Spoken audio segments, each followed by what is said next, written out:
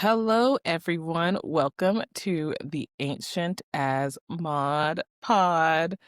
I'm your co host, Grace, and I'm here, of course, with the one and the only George. George, how are you today? Doing great. I've been looking forward to us doing our next episode, so I'm glad we're finally here. Yay! The highlight of your month. Yep.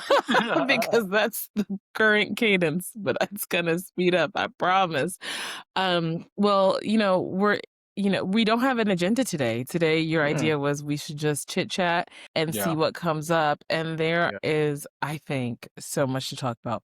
But before we get into all of the things that we could talk about, it's retrograde. Mm. Yes, it is. So why don't you Am I describe just or talk about retrograde for people who may not be familiar with what happens in retrograde? Yes. Well, a general astrological retrograde just means that a planet, whichever one might be in retrograde, appears to be moving backwards or is going backwards. I think in like the real science of it, the planets don't actually move backwards. It's just that they Disappears. move so slow and they disappear from like our line of sight from Earth. It looks like they're backwards or gone, but they're not actually moving backwards. But the interesting thing, Mm. go ahead. No, I was just gonna add, like I remember there's a really good analogy for this, that it's like when you're looking at a wheel on a car and it's accelerating, there's actually a point where it moves so quickly it starts to look like it's moving backwards.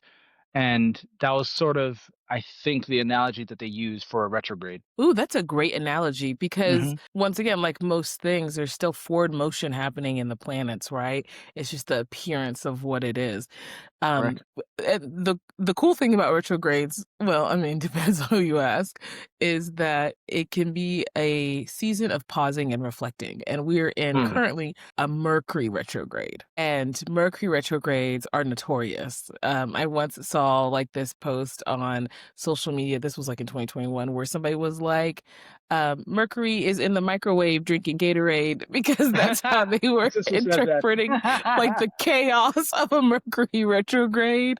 Yep. And usually it impacts communication and transportation because Mercury is the messenger god. And so Mhm. And um, we also have that the sun, right? That has we been hitting us with waves to add to it.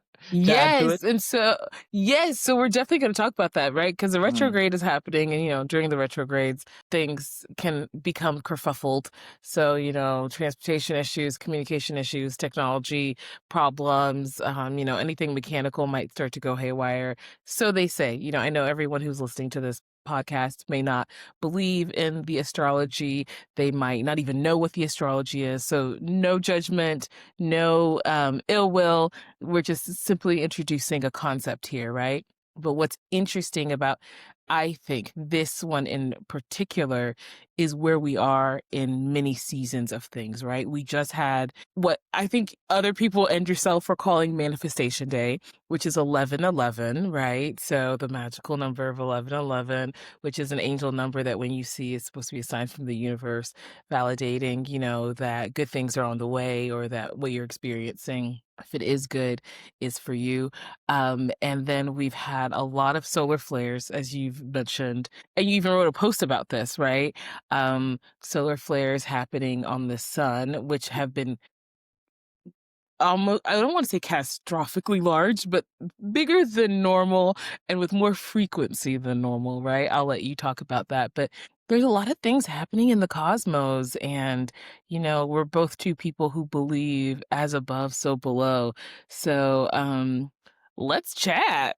Yeah, for sure. So I think, I mean, yeah, as you mentioned, there's a lot of things to cover, but I think maybe I'll start with just sort of the general astrological aspects, right? I think what's fascinating is that, in the West, our systems of belief always nudge us towards certain terminology, language, etc., right? And I think what's interesting is that because of the amount of things that are starting to be discovered by science, whenever something is discovered by science, it's legitimized, even if it was already discovered before science, right? Or Western science.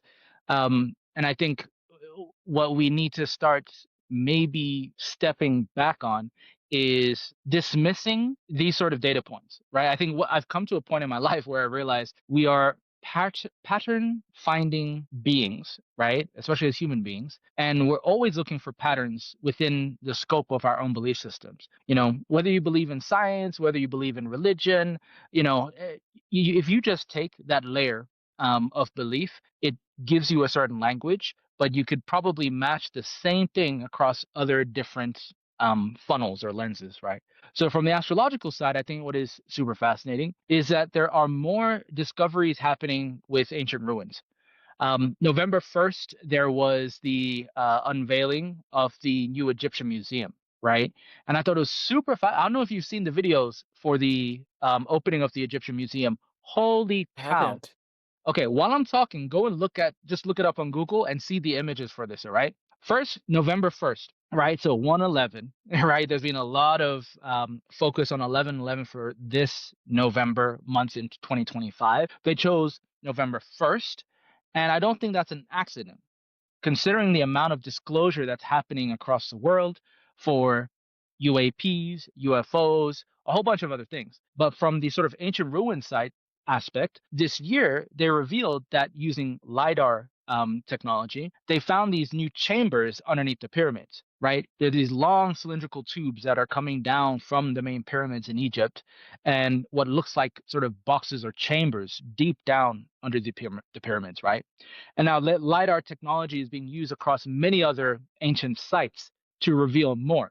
And so as people are finding out the sort of hidden things that have been, I guess, not talked about as openly before, it's making people question our own history because every time they're finding something new archaeologically, it's pushing back our history, right? And then Egypt opened up their Egyptian museum. Now, the actual opening you can find on YouTube if you go and look up the Egyptian museum opening.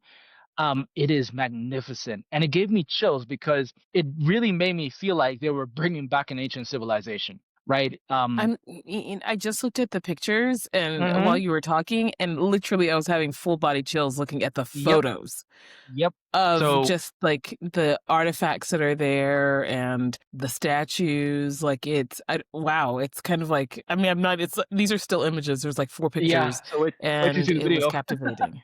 Uh-huh. Right? Yeah. Wow. what what gave me chills is that in the opening ceremony they played a song across multiple countries and continents, so they had the same melody but like different renditions across different cultures. And even in the orchestra you'll see that, oh, we got the whole array of like the human species, right? All the different races. And I was like, this is how I would view the human race as a collective, right? If we were entering a part of our evolution where we would now start to need a sort of common image of what a human is compared to maybe non-human, right? And this is what I found fascinating because if you look at even the clothing that they wear for a lot of the extras that they had. So in the video, they had all these people wearing like what looked like ancient Egyptian slash Greek um, attire, and they were holding staffs with like light bearing pyramids on top of the staffs, right? And this made me feel like, oh my God, this is like Atlantis territory, Lemuria, all this sort of stuff, right? So whether this is intentional or not, there is something that gave me chills about that opening. And then more recently, around November 11, we had these really interesting things happen from a solar system standpoint. Now, we were talking about astrology before, right? It's just another system for pattern recognition, right? Um, for those who aren't really into astrology, if you are somebody who is into personality profiling systems, they're literally the same thing, just different language, right? Um, and I think once you start digging into ancient civilizations, you'll realize they had already figured out the patterns amongst the stars to be able to determine the same things that we're finding out through patterns of data sets of psychographic information. And so, if you start to look at it that way, and again, I'm speaking to those who may be listening, it makes it easier to just discern, right? When you're hearing different people use different systems, it's the same pattern recognition, but applied to different scales. Okay, so why am I talking about that? The sun. So there's been something called Three Eye Atlas, a comet that's been roaming our solar system since about middle of 2025, and it started to heat up literally close to this November, early November date range because it started changing colors. The tail that it had, it wasn't acting like a normal comet. For those who are into their astronomy, and it was pointing at the sun as opposed to being pointing away. And as it got close to the sun, it approached what they call a perihelion, which is essentially where it like moves behind the sun and changes its orbit directory. Okay, so when it did that, that was essentially around Halloween. So this is where people were kind of going. It's super strange that at significant points in this comet's orbit it's doing so at significant human dates, right? In terms of the sort of things that we celebrate all year round. And so Halloween was that time. And if you look at the traditions of Halloween, so I'm here in Mexico at the moment. We just had Dia de Muertos, which is Day of the Dead. It's all about the ancestors. Halloween that's celebrated in the US, it used to have an ancestral component, I learned. If you look at its origins from Ireland, I believe, I think it's in Ireland or Scotland, one of the two. But they had Halloween, Hallows Eve, which included ancestor worship too. And that is when Three Eye Atlas decided to change its direction. But apparently, we couldn't see it, right? When it did this, when it hid behind the sun. But according to NASA and other sort of space agencies, we had I think satellites and things around that should have been able to see what was going on. Now, here's the interesting part. The US government shut down, and all the space agencies around the world did not release any photos or video of Three Eye Atlas during that time period. So that's where it gets super weird, right? That is unusual. hmm So it gave like a good number of weeks for them to maybe evaluate, edit things if they wanted to. Now, this is conspiracy theory territory, right? But it is interesting that the US government shut down. NASA couldn't release anything around that time. Okay, so I would understand NASA, but what about all the other space agencies? Mm. Um, granted, I do also understand that sometimes with these things that are happening off planet, they're dealing with information that they have to deem whether it is, if we're ready for it or not. Whether we like that or not, it is up to them because they're the ones capturing it, right? So that adds on to what you were talking about, this retrograde period too. This is the other interesting side, right? So as 11/11 came, there was a lot of chatter on X. You can go back to X and just look up, what people were talking about, Three Eye Atlas and the sun. But what it looked like was that after Three Eye Atlas came out from around the sun started to eject what are known as CMEs, so coronal mass ejections. And this is where these massive geomagnetic flares, solar flares, right, came out from the sun. And before it was aimed at Three Eye Atlas when it was behind, but then as Three Eye Atlas came around, it actually then, as the sun rotated, it then ejected straight towards Earth. And there were three X flares, they call them. I think, yeah, X level flares. And these were, I think, the largest recorded solar flares that we've had to date. And that hit us around November 11th. Now, just prior to this, there were swarms of earthquakes happening in California, Japan, and that Kamchatka region in Russia. So people who are geologists or following earthquakes, they were expecting a megaquake to occur around this time, but we have not experienced anything yet. And so this is what's kind of interesting because there was a video that a friend of mine sent that on at 11:11 p.m. on November 11th, all across Mexico, power went out, right? Um, the skies were like flickering red, and these were all multiple cameras. And again, just as a caveat, anything that we see online these days is open to manipulation, right? So what we're sharing is just data points, and then people have to discern themselves. But maybe I'll include that link so we can attach to this episode so people can see Yeah. the camera. Yeah. Yeah, I mean, I think it was a really because I looked at it before we got on this call Yep. and or this recording, like what is Yep. life, what is a call, what is recording, who knows. But but what was really interesting about that is here's my thought. I was just talking to someone about this. A coworker actually. Is this what Yeah. coworkers should be talking about? I don't know, but it's what we were talking about. And we were talking Yep. about Three Eye Atlas. And he was just kind of saying, like, I'm ready for the aliens to come. And I was like, Are you? Yeah, exactly. Are you? That's the I'm like, question. Are you? But hmm not like that. But I was just kind of raise his eyebrows. Only because we're just kind of talking about the behavior of the comet, right? And I've spent a little time, the anthropologist in me remembers how much I loved my geology classes in college, Yeah. right? And Yeah. that's the science I chose to take. I took chemistry and I took geology. And because I went to one of those universities where you had to take like 4 years of math, 4 years of science. They didn't care what you majored in. You could be English major, you're in chem, Yeah. right? But Yeah. because I think it made a well-rounded individual, which they're not wrong. Sometimes you have Yeah. to Yeah. use your brain in ways that make it break. What I thought was really interesting is the age of the comet. Mhm. They are saying that this is a comet that is older than our Earth, Yeah. Yeah. and that's where I've been spending my time in gentle reflection. Not only because this is the ancient as Mod Pod, right, and I'm thinking of ancient, but I'm just kind of thinking of the stories of the people all over the world who believe a I don't wanna call it apocalyptic, but they Mm. believe a world-ending event is getting ready to happen. What do I mean by that, right?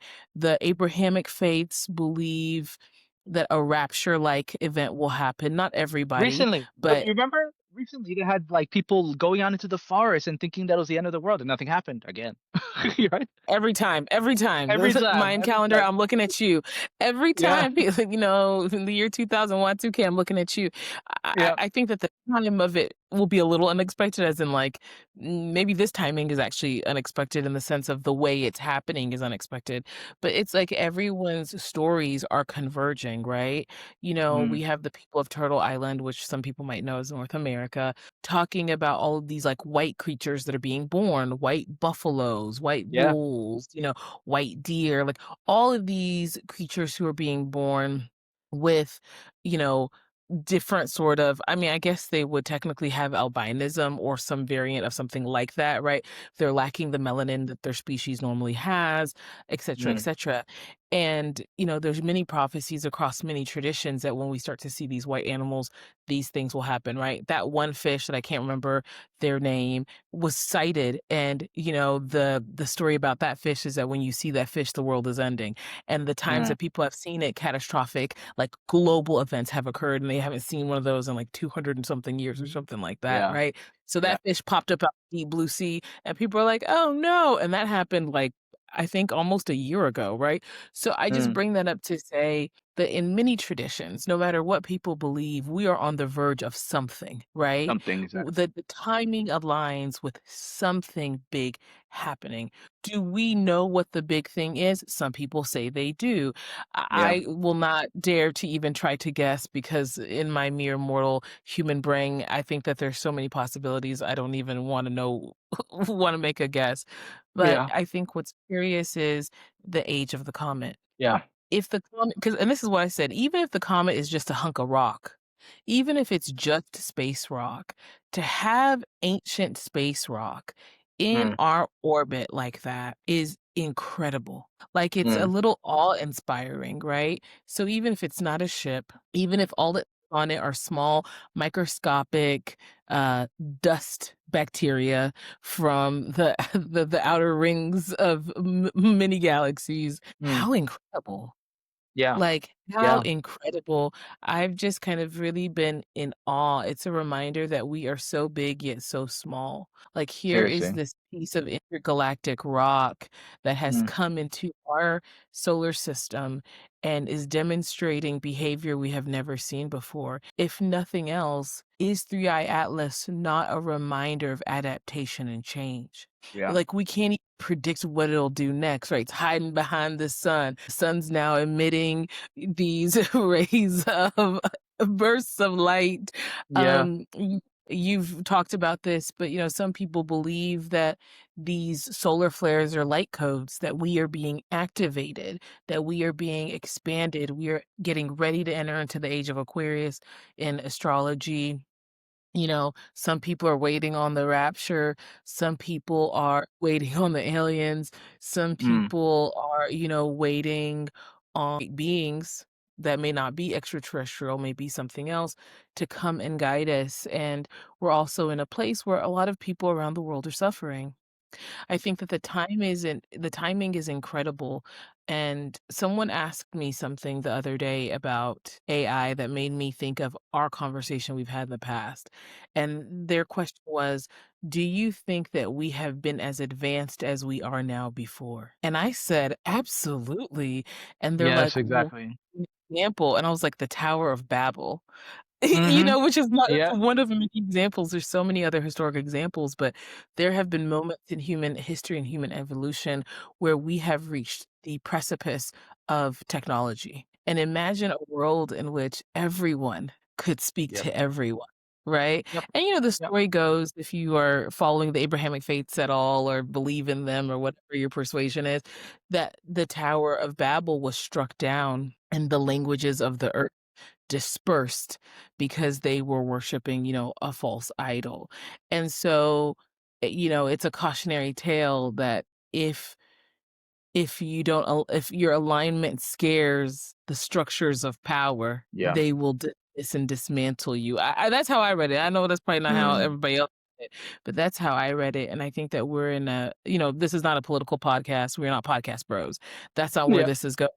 But I think Uh-huh. that we are in a time of great division on our planet, separation from each other and separation from this earth and separation from the inhabitants of the earth who are not human. Whether that is fungi, animal kingdom, plant life, flora, fauna, whatever, we are in a time of deep separation. And as this separation continues, there are as many wars as ever before.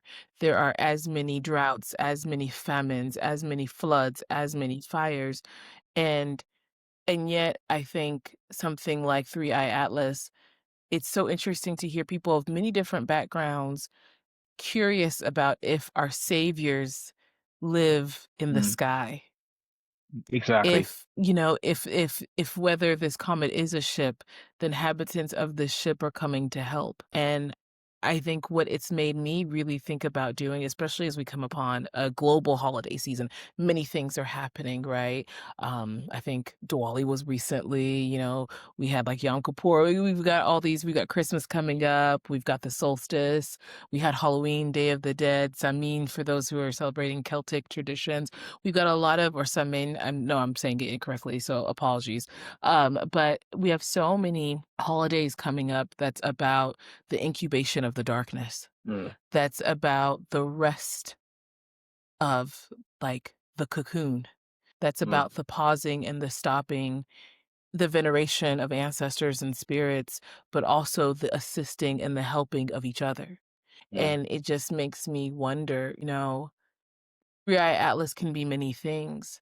And will it be the thing that unifies our people? Or will it be, the thing that becomes our Tower of Babel? Like we worship it until we're torn apart and separated from each other? Or is it some sort of intergalactic arc? Like, on that comet, is there wisdom, expansion, and growth that liberates all creation on this earth? Mm. Not just humans. And I've just been trying to be very like meditative about it. The conspiracy theories are floating around, particle accelerators, messages with the Space Force, NASA hiding, data, all that stuff, which I'm not saying they're not true. Sometimes the fringe theories, they onto something. That's all I'll say about Exactly. that. Yep. But it just makes me think like, how will this story be told in 1,000 years? Mm. Where will we be? How will the history of the tomorrows remember us in this moment? And I'm curious what you think about that. You've been spending a lot of time in deep, I think, contemplation, which for you, I think is a form of spiritual expansion. So you've Yeah. been in deep intellectual and spiritual kind of thought around this. Yeah. What do you think Three Eye Atlas is? And Mm. how will we be remembered in the future for, how we saw what it could be? Um, Man, so many points, from what you just shared. I think, I guess what's top of mind when thinking about Three Eye Atlas is actually, if Three Eye Atlas is not a normal comet, then that's fine because it's our third interstellar object, right? And there's still so much we don't know about what lives out there and up there. And so, I've heard that it is possible that the reason why this looks weird to us is because it's just simply a new type of comet, right? That we don't know anything about. So with Three Eye Atlas, right? Of course, from a logical, rational standpoint, I go, it's possible that this comet is just a new type of comet that we have never experienced before, and it's just that, right? That's the rational mind. The other side, right, the one that is looking at patterns and mythic aspects and what have you, and entertaining all these different theories. I was thinking about whether Three Eye Atlas is a new form of technology that is conscious itself. Because I think when we think of technology, we always think of it being, metallic based, iron based, these sort of things, the way that we've constructed objects and spacecrafts, etc. But, we forget that our human bodies are a form of tech. Plants are a form of tech, right? And it's like our own bodies right now actually like we're biological technology right here. And so if we then think of the comet from that standpoint, could this comet, if it really is older than our Earth, and I think planet Earth is like 4 point something billion years old, 4.54 billion years, right? And Three Eye Atlas, they're saying, is anywhere between 3 and 14 billion years. So I think that's super fascinating. So if it is older than Earth, then is this a form of what we saw in the movie Interstellar, right? Where they, right, when they were traveling out, but it's ourselves in some form that's coming back, right? Because we also think that, human beings evolve naturally based on Darwinian theory, right? But there are other alternative theories. And people forget that like the evolutionary theory is a theory still. It's just a commonly accepted one. But there are other theories that there was some sort of intervention for human beings because we clearly have DNA from a lot of different species on our planet, right? I think somebody was saying it's like we're part banana or something, right? And my wife was like, "Are you saying I'm a banana? I'm saying you're part banana." Um, but The most delightful banana ever. I hope you included that as exactly, well. exactly. So if we accept some of these other data points, remembering, right? Again, these are all theories. Like we don't know jack, right? We are just going off of like a commonly accepted theory that then people start to use to base everything else off on, right? So then that means that Three Eye Atlas could be a form of conscious tech. And if it is a form of conscious tech that's older than our planet, then why do we think that time is linear and that it just went up? Why do we not also think about the possibility that there was something more advanced back then and that our form of life right now was something that got thrown back to the ice age, like the Stone Age, right? There's so many movies that entertain this idea. So I don't know why people don't, consider that. And so that's what I genuinely intuitively feel is going on is that we have been here before. There's even a lot of old myths and legends across the Vedas to the Mayans about how we are in the fourth or fifth cycle, right? That for 12,000 years or however long each of these cycles, it always ended with some form of cataclysm. And then if you look at um, I forgot the name of the Vedic text or story. It starts with an M. Ugh, Mahabharata, something like that. But there's a story where they talk about the clash of the gods also, which we see in Greek myth, um, Roman myth, etc. And how is it that if we were also spread apart, right, and we're more advanced now, why did they have shared stories or mythologies that are kind of similar? And could it be that they had the tech we have today back then, but that classic cautionary tale of the technology kind of moving too fast or too ahead of their consciousness levels, resulting in the destruction of themselves? Because I see the same sort of pattern, right, that we are experiencing today. Right now, my biggest concern is that our tech is accelerating faster than our own cognition and consciousness levels. Um, and this is also why I started conscious stack design, right? And I'm looking into conscious tech more. But if this is the case and we've been here before, we should definitely learn from the old stories, right? And do something about it. But also look at Three Eye Atlas as sort of a mirror, right? Because think about it like this. Imagine if we are just in a Truman Show scenario. because we are not seeing this with ourselves, right? Like what's happening with Three Atlas. These are all reports that we are finding from second, third hand sources. So none of us, well, I won't say none of us, but a majority of us are just going off of what we are receiving. And that means that a lot of this information could be baloney. It's not like, the powers that be haven't tried to manipulate the masses previously, right? Um, but I think what is interesting is our own reactions to the news or the idea of Three Eye Atlas. And I feel like that is the check or test to see where our collective consciousness is. Because if I was an advanced civilization that learned from many other civilizations, I too would also be interested in the planet organically evolving because I would have seen how when you try to rush things too far ahead of a whole race's ability to comprehend or deal with. Um, there's this TV series called Not Dark Matter, Wayward Pines. This series is a hidden gem, but it's taken off of a book of the same name by the author something Crouch. Come on. So I'm gonna look up Wayward Pines. Wayward Pines, Crouch. I think it's Blake Crouch. Okay. So the author of the original book is Blake Crouch, and this series actually kind of highlights or touches on the idea of, say there was an apocalypse and there was this little town that where they had to believe that essentially leaving the town would be the death of them because there's these monsters outside, right?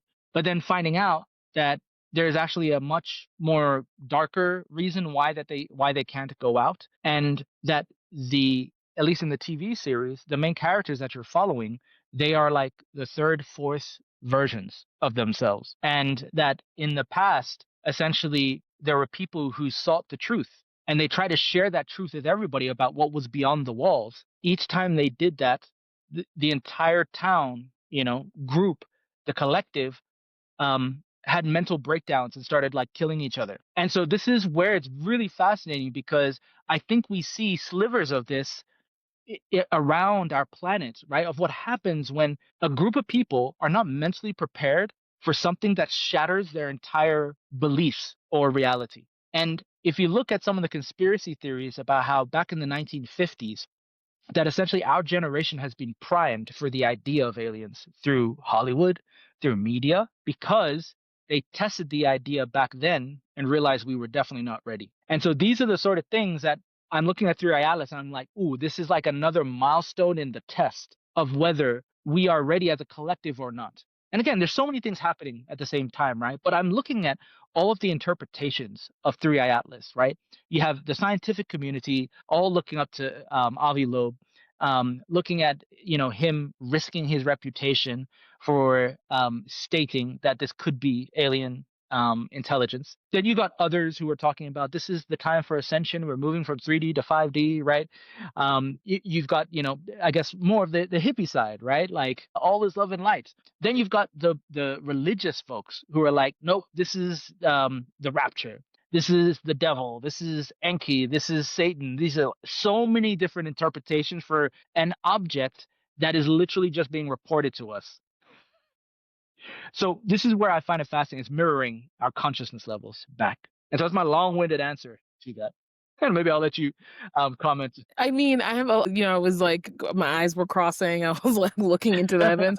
I also pulled up Wayward Pines, and I Yeah, also pulled up um the story you were talking about.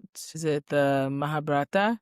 yeah, the Which is it's like an epic poem in Sanskrit. And so I was just because I was just trying to remember the story because I remember like the gods fight and all this kind of stuff, and it would be, I guess, um similar to like the Iliad or the yes. Odyssey, um and but longer. It's I'm looking at Wikipedia, it's saying it's 10 times the length of both of those.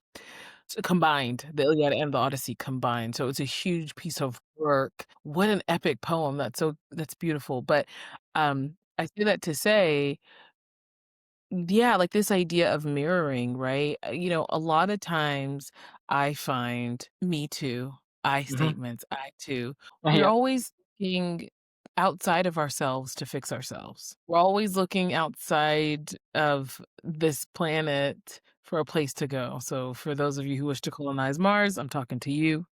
We're always looking for, like, somewhere to escape to instead of, as the kids say, probably not anymore because 'cause I'm not a kid, but standing 10 down and, like, being accountable. And the thing is, a lot of us are so eager for Three Eye Atlas to have some sort of sentient advanced life Yes. as life here for a lot of people is getting, I don't know if it's getting harder, maybe it's always been hard and we've just now grown weary, but like this thing you're talking about, right? This town where anytime people try to liberate your mind, you Yes. literally can't manage or handle it and like you kill each other and then you have to Literally be just hop on. copied and pasted and remade, right? Yep. And I think it's wild because a lot of people, once again, I included, a lot of us, our scope of what life could be is so small. And Yes. it's small for whatever reason it might be, right? There are oppressive structures in this world.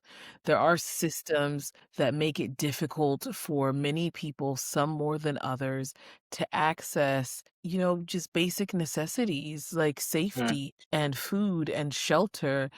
And even in countries or nations or geographies where you may have those things, sometimes your limits are around education and healthcare and being able to make enough money to like feed your kid vegetables. So Yeah. it's not that it's not tough out here, earth side.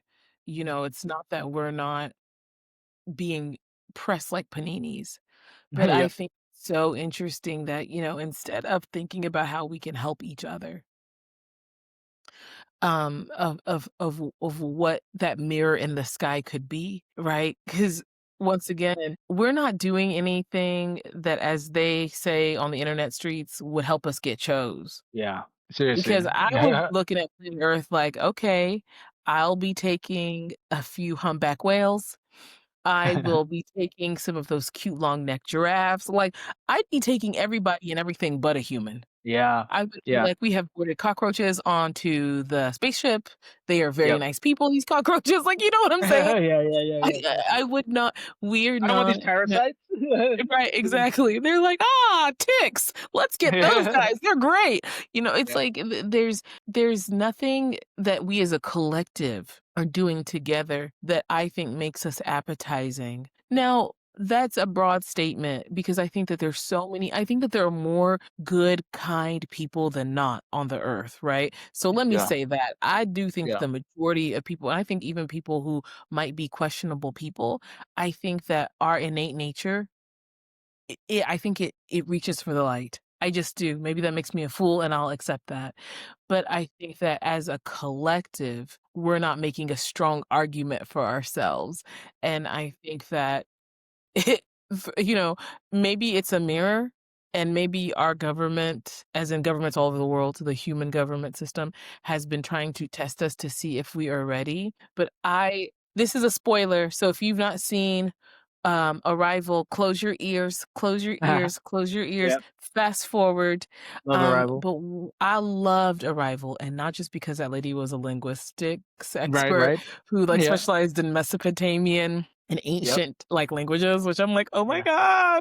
God. So that definitely gave me great joy, but because it was so interesting to see how every block of geography of the earth received their pods, right? Yes. Because a pod came to Yes. the US, a pod went to China, pod went to Nigeria, a pod went to somewhere in South America, a pod went to like either France or England, and some other pods went to like some island nations, right? So it was so interesting to hear as the background. I don't know if people noticed, but like one thing is that when they were, once again, spoilers, close your ears, when they were training or thought they were training the extraterrestrial beings, the septopods, they were trying to teach them our languages, which is just like so laughable, but they're Yep. trying to teach them earth languages. And, one of the lines in the film that caught my ear is that the Chinese use mahjong.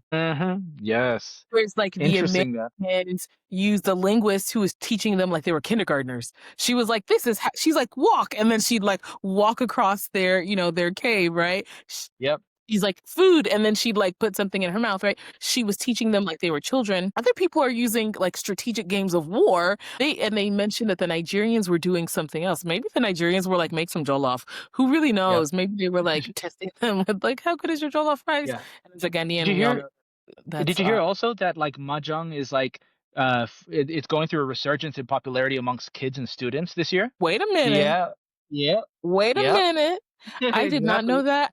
I do Mhm. like that game. I don't really know how to play, but Yep. as a kid, I really liked it a lot, and after I saw it in the movie featured, I was like, "I should pick it back up." Like, I mean, it's a hard Well, game to be good at. It's a yeah. very difficult, challenging, intellectually stimulating game that, that is very advanced. So Yep. maybe this is a year for me to do it since all the young people are doing it. Exactly. But I I just ramble on to say, in the end, you know, because like Abbott and Costello are the 2 septopods that are in the US, right? They are not able to give the gift of, like, infinite wisdom to anyone. They end up, once again, spoilers, close your ears. They give Mhm. it to the linguist who's working with them because her heart is so open. And Yeah. they're like, all the other pods who landed in the other places, of all the people, like, because 'cause they're of, like, a hive mind, they know what's happening to the other pods too.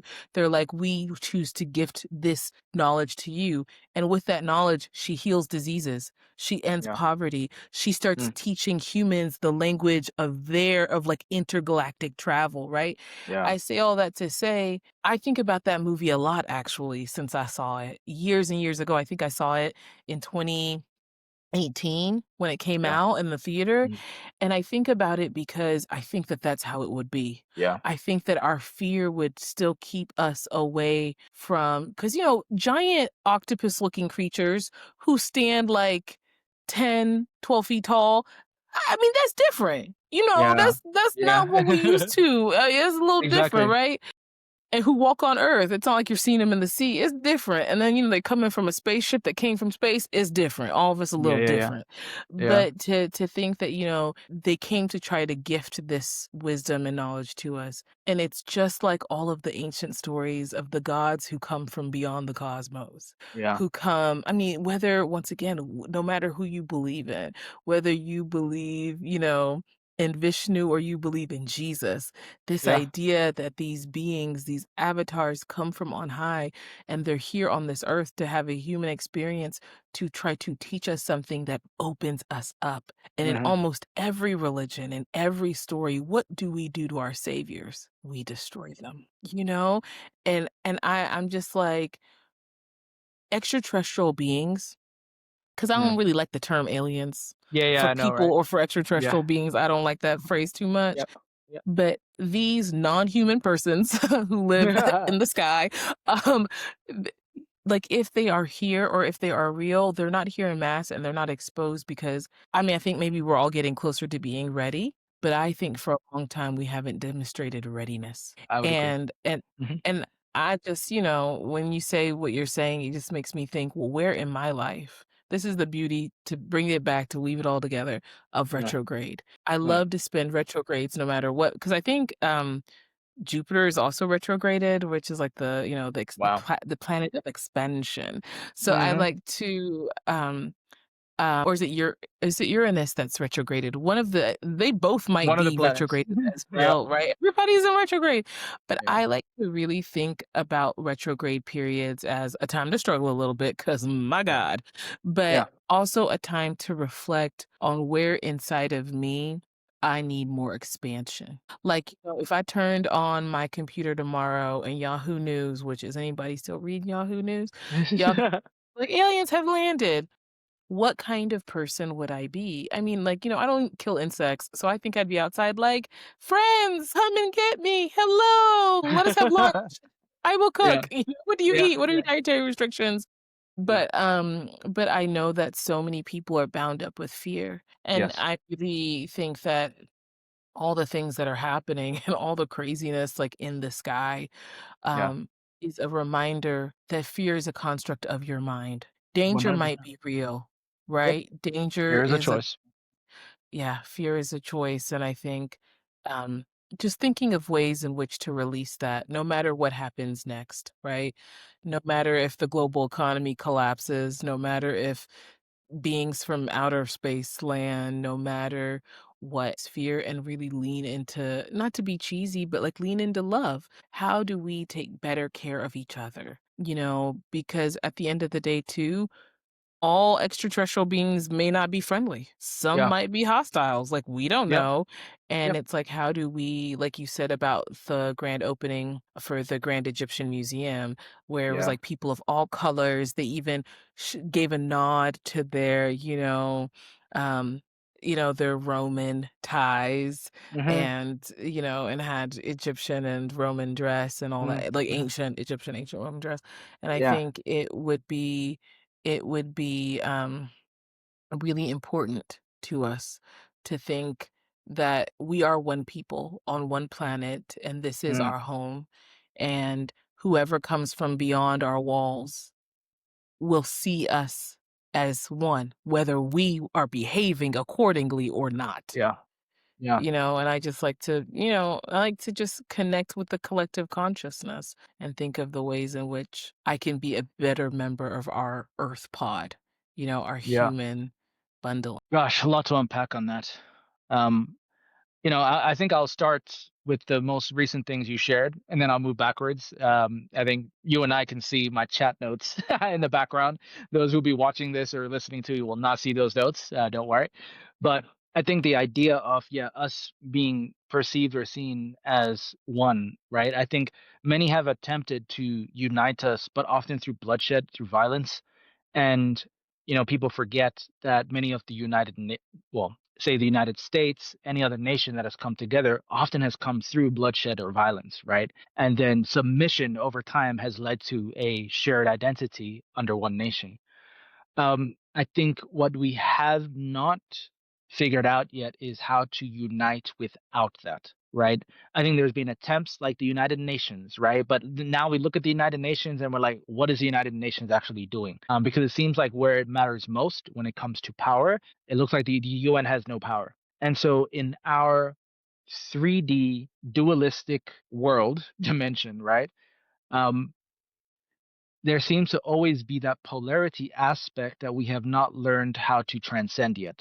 Because to me, what it always looks like is that people get caught up in the polarity. So it's like the polarities exist for good reason. Like, it gives us some really good lessons. But I think what often happens is people get so attached to their identity of one side or the other that they then forget that they came from one to begin with, right? And so what ends up happening is that, like, we go from like one to two, and then someone tries to force a one again. But I feel like that's again looking at a sort of, I don't know if that's one dimensional or two dimensional. But looking at that lens, right, of the polarity, right, with the dualities, if we take, say, the symbolism of the triangle, the pyramid, right, there's another option that transcends above. And there's a way I feel, and maybe this is what all the pyramids kind of maybe help hint at, is that you can stay on that one level of reality and keep getting caught up in this dance between the light and dark. But I think there's another dimension above it where you can actually start to see things for what they are and transcend the duality.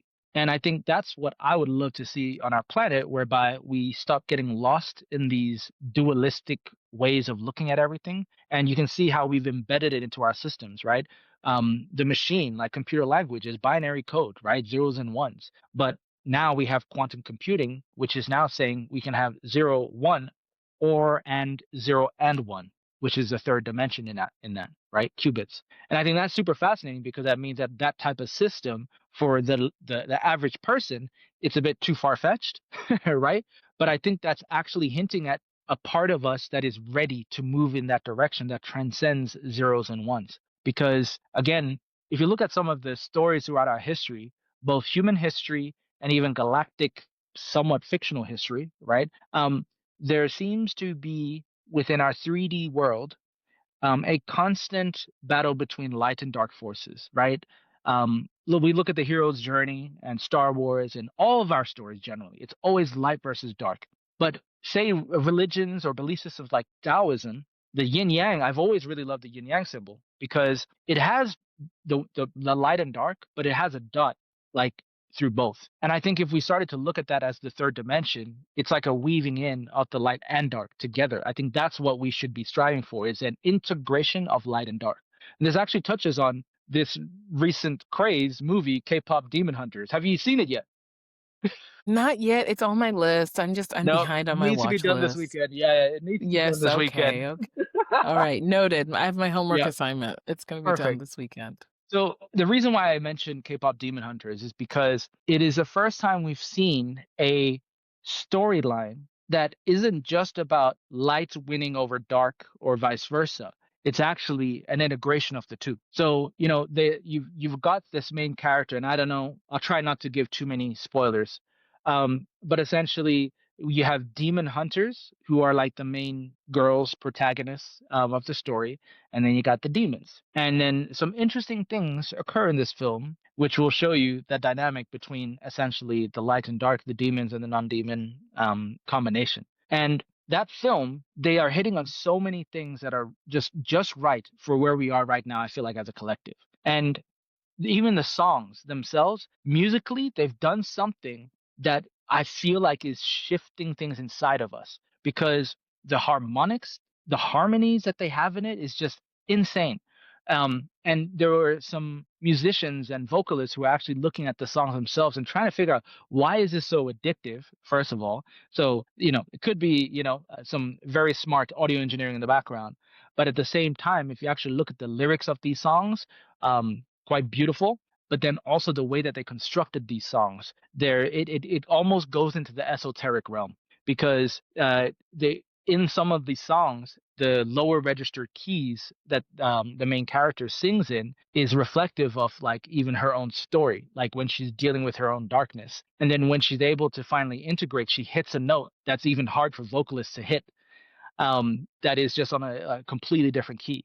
And so there's a lot of things in that film, I think, that lends, of course, to its success. But I think there's two songs that stood out for me. One was called Golden, and I think the other one is This Is What It Sounds Like, something like that, where that song comes closer to the end of the film, where it's about what happens when you get rid of essentially all of or you integrate all of the dark inside of you, what your voice, your literal voice sounds like when it's not just trying to be all light while rejecting the dark, but when you actually acknowledge the dark and integrate that. Okay, come And on. right.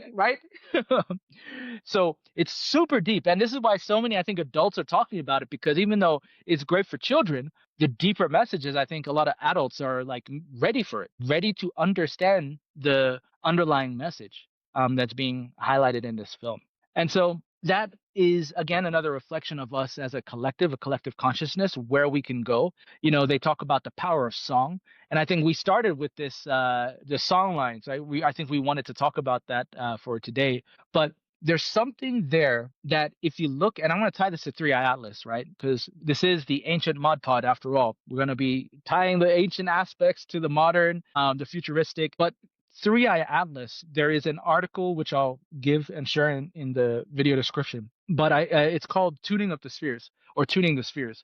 And this is based on a bunch of work that has been done in the past that is around music harmony and music theory, but I applied some new formulas that came out in the space, and I applied it to Three Eye Atlas's movements as it approached the sun. And what was super fascinating is that from a mathematical standpoint, a lot of the musical sort of analogies work with Three Eye Atlas's movement. If you were to look at our solar system like an orchestra, our planets as instruments, and Three Eye Atlas itself, if you imagine a conductor stick or maybe a tuning fork, is probably more apt. It's like a tuning fork. So as it's going past each instrument, something about it is changing the frequency of each planet. And then when it hits the sun, because the sun is like the centerpiece, maybe it is the percussion, right, for the entire solar system. That then, when it reached the sun, it changed the frequency from about 440 hertz to maybe 432. And if you look up this difference between the two, you'll find a lot of this actually shown in modern music. They actually tweaked it to 440 hertz, but original natural music was 432 hertz. So something happened along the way. But the sun, as it got shifted with the movement of the comet near it, something happened where the change of that frequency is also what potentially caused these CMEs to be ejected out of the sun. And imagine that as an orchestra, right? These sound waves, or the hand movement of the conductor, and just something coming emanating out of the conductor, and all the other planets reacting as a result. And this is sort of the theory about what may be happening from both a musical and a mathematical perspective. So I'll share that article. You can read more about it. But this is something that is also reflected in the movie K-pop Demon Hunters. When they sing, it's changing song lines and vibrations. I mean, wow. I am gonna watch. I'm going to do my homework. And I mean, look, we're at almost an hour for today's episode. So I'm Good, gonna good catch. I think that I'm just looking at the time. No, Yep, I think that this is actually a great place to stop, only because I do want to note that in the chat, I think you've put what we're going to talk about in our next episode, right? sounds Because good. I think we keep coming back to this concept of frequency, Yeah, yeah. eh, and it's very important. mm, Yep, And it's very important because frequency is a vibe. Not just because it's a literally. vibe, it is a vibe, but it Literally. is vibration, right? And some of the things that you put in the chat are about, music prisms, um, fractal universes, trees. My favorite. I Yeah, love trees. Tree people are the best. And like moving beyond polarities. And you also wanted to talk about telepathy. So these are big concepts. I think that they deserve another full episode. yeah. But, let's leave the good people with a few thoughts. And Yes, here are more my than few enough to, thoughts, think about right? and My few comment thoughts on. are look to the skies. Yeah.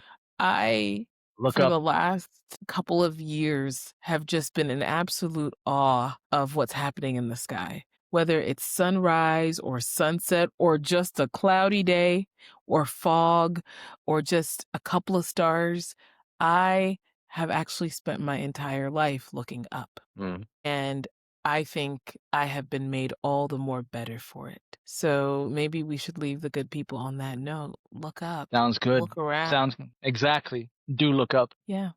Awesome. Well, George, this was great. I'm gonna push stop now. So bye Okay. everyone. See ya.